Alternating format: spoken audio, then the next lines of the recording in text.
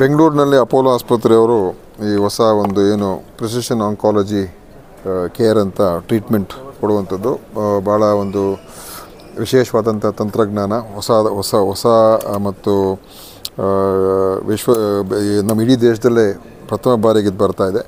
America ದೇಶದಲ್ಲಿ ಎರಡೆರಡು ಆಸ್ಪತ್ರೆಗಳಿದೆ. So ಈ ಥರದ ಒಂದು ವ್ಯವಸ್ಥೆಯನ್ನು ತರ್ತಕ್ಕಂಥದ್ದು ಇಲ್ಲಿ ಮಾಡಿದ್ದಾರೆ ಬೆಂಗಳೂರಿನಲ್ಲಿ. ಭಾಳ ಸಂತೋಷ. ಅಪೋಲೋ ಅವರು ಈ ಒಂದು ಆಸ್ಪತ್ರೆಗಳಲ್ಲಿ ಮತ್ತು ಮೆಡಿಕಲ್ ಕೇರಲ್ಲಿ ಇಡೀ ದೇಶದಲ್ಲಿ ಅತ್ಯಂತ ಹೆಸರುವಾಸಿಯಾಗಿರ್ತಕ್ಕಂಥ ಒಂದು ಸಂಸ್ಥೆ.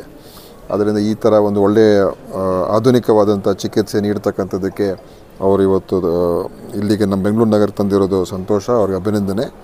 ಅದ್ರ ಜೊತೆಯಲ್ಲಿ